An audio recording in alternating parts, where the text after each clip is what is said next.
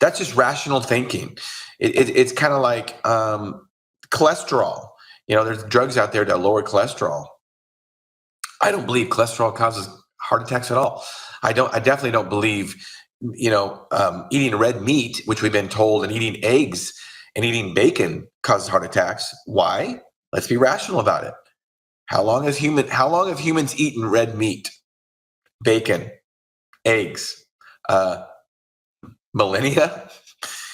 Right. I mean, so to think all of a sudden we found the magic thing that causes heart attacks, let's not put the big food industry on the line here and talk about all the packaged food and the processed foods that people have eaten over the last 50 years. Let's not talk about that. Let's blame it on red meat that we've been eating for thousands of years. That's not rational. I mean, you don't need a PhD to really break those things down. And I just talk about those things. Like, when your gut doesn't seem right, that's when you should really question things. And that's when we're also we're told to trust the science, right? Yeah. Yep. So trust them, right? Yeah, exactly. So Robert Califf, who's the new FDA director, he actually said that. He said, everybody, we need to follow the science. We need to trust the science. And so we the injury got a little upset with them. We told them, no, you want us to trust you.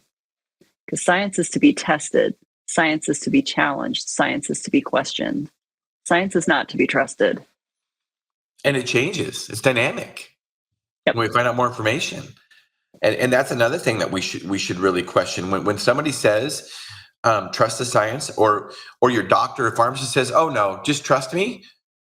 Don't. And I tell my patients all the time, I'm like, don't believe what I'm saying. Please do your own research. I want you to do your own research. And if you find out more information that's different, please let me know. I think we just have to have open and honest conversations. And anytime somebody tries to censor you or say, just trust me, that's when we should really be leery. Right. I agree. Yeah. It's kind of crazy. I mean, to go from one extreme to the other. I mean, I see both sides of the fence. And both groups of people, they don't want people to be harmed.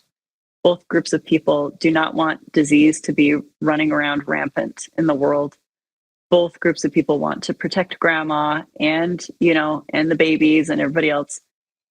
But they both have different approaches. And so, it's really too bad, that there's a lot of powerful people that have been able to divide us as much as they have. And at the end of the day, we all have people in our families and in our friendship circles on both sides of the fence. And I think that's a healthy way to be. We've got to continue to not allow them to segregate us.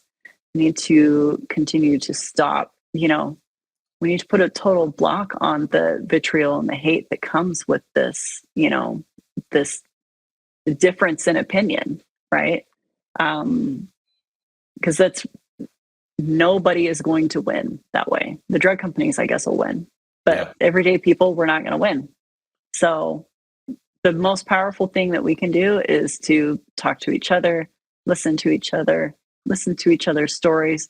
I listen to, there's people on the internet that they go after people that have lost loved ones, and they're pretty darn nasty to them. They're like, well, how do you know it's not actually the vaccine? It's like, if somebody's hanging on, that day for their life, it doesn't matter if it's the vaccine. They're suffering, and they probably just need someone to listen to them,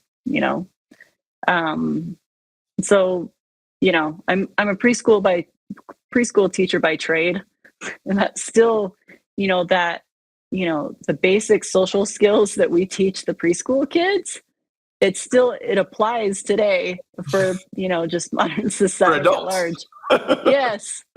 And it's harder to teach adults, actually, which is why I went into preschool, because little kids they're way easier to teach this stuff. But,